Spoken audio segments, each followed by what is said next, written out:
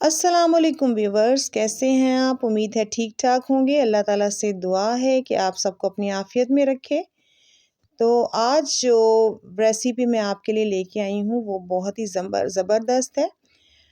Welcome to my channel. सबसे पहले जो इमली है 100 ग्राम हमने ली है, उसको मैंने 10-15 मिनट के लिए पानी में भिगो कर रख दिया था और अब मैंने उसकी गुठलियों को अच्छी तरह से अलग कर लिया है और जो इमली का पल्प है उसको अंदर ही रहने दिया है।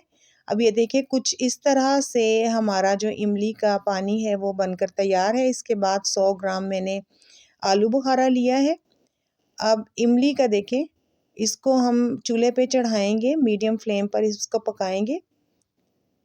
तो इसके बाद हम इसके अंदर आलू बुखारा भी डाल देंगे।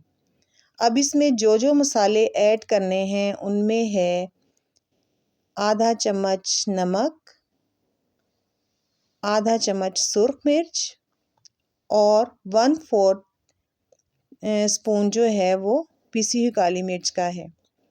अब इसको हम चूल्हे पे चढ़ाएंगे और 15 मिनट के लिए इसको पकाएंगे।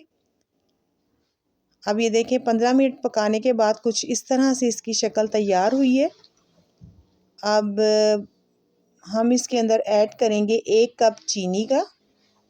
चीनी डालने के बाद हम इसको 5 मिनट तक पकाएंगे कि बस इतना टाइम हो कि चीनी इसके अंदर अच्छी तरह से मेल्ट हो जाए।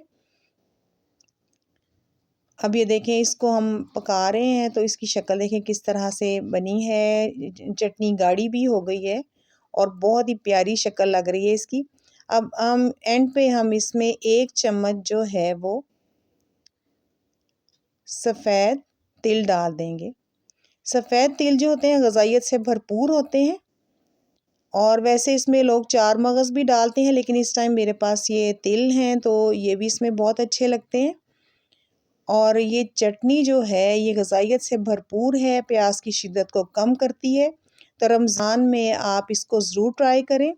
और रमज़ान में अफ्तारी में जो भी आप पकोड़े, समोसे, रोल वटेवर जो भी आप अफ्तारी में बनाएं उसके साथ ये बहुत अच्छी लगती है और ग़ज़ाइयत से भरपूर है।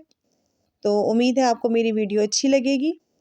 तो आप इस चैनल को सब्सक्राइब कीजिएगा और लाइक भी कीजिएगा और इस चैनल को सपोर्ट कीजिएगा।